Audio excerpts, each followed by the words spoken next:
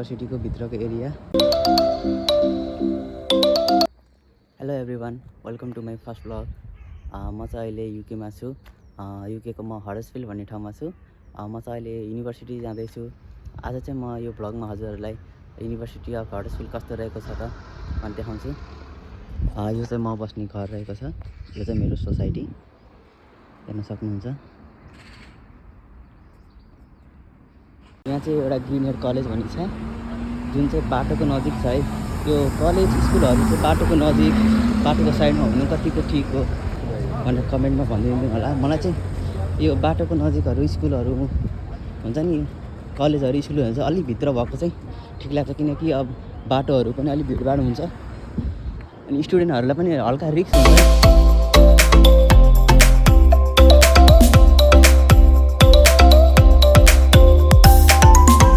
यो चाहिँ हाम्रो हडर्सफिल्ड बस स्टेसन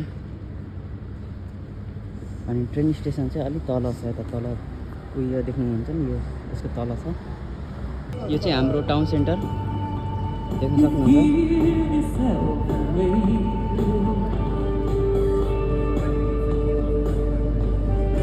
यहाँ चाहिँ आज चाहिँ फुड फेस्टिभल आएर रहेछ।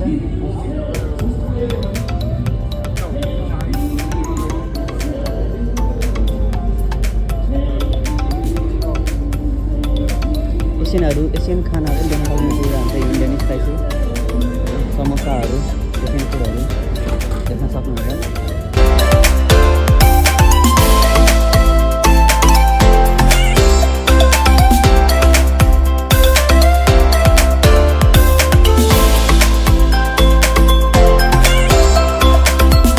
फाइनली म चाहिँ युनिभर्सिटी पुगेँ। यो चाहिँ मेरो युनिभर्सिटी।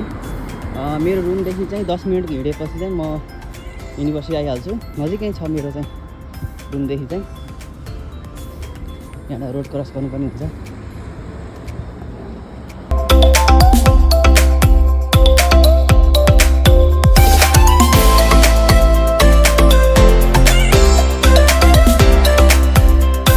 यो चाहिँ हाम्रो मेन बिल्डिङ रहेको छ, जहाँ चाहिँ हाम्रो हरेक फाइनेन्स अफिसदेखि लिएर हरेक कुरा चाहिँ हाम्रो यही बिल्डिङमा हुन्छ। यो चाहिँ हाम्रो स्टुडेन्ट सेन्टर।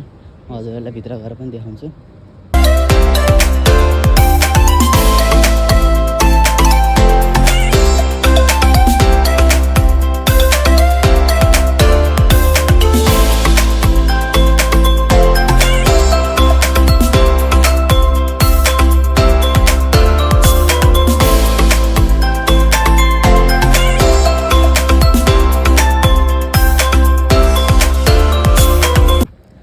स्टार्टिङमा चाहिँ हजुरलाई आफ्नो क्लासको बिल्डिङ खोज्न चाहिँ एकदम गाह्रो हुन्छ।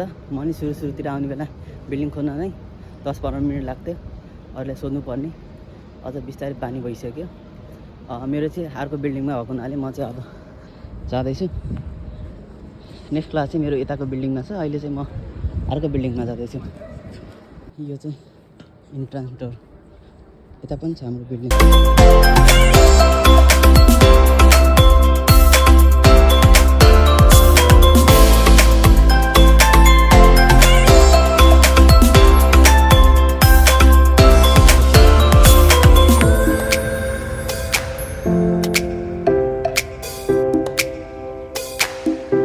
फर्स्ट लेक्चर सक्यो। अब चाहिँ म प्र्याक्टिकल अर्को क्लास छ जुन चाहिँ अगाडिको यो बिल्डिङमा छ देख्नुहुन्छ।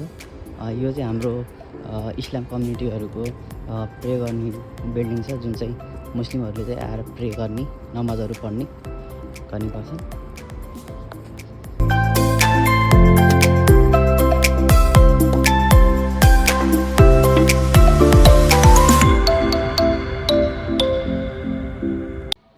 क्लास चाहिँ मेरो यो बिल्डिङमा छ। यो क्लास SJ03 बिल्डिङ हेरेर चाहिँ अलिक पुरानो देखिन्छ है। तर यहाँ मैले चाहिँ सुनेको यो बिल्डिङ चाहिँ पहिला एउटा इन्डस्ट्री थियो। त्यो इन्डस्ट्रीले चाहिँ यो युनिभर्सिटीलाई चाहिँ डोनेसन गरेको, मतलब गिफ्ट गरेको बिल्डिङ चाहिँ। अनि त्यसैले नै मोडिफाई गरेर अहिले चाहिँ यो युनिभर्सिटी बनाइरहेको छ अरे। त्यही भएर अलिक पुरानो देखिन्छ। स्ट्रक्चरहरू हेर्दा पनि पुरानो नै देखिन्छ।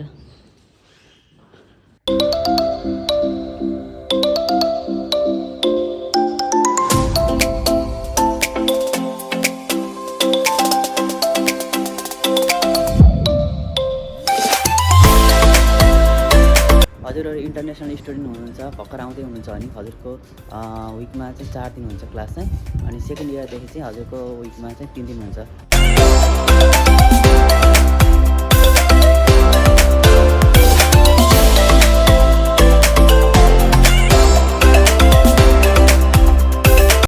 आजको यो मेरो फर्स्ट भ्लग हजुरहरूलाई कस्तो लाग्यो?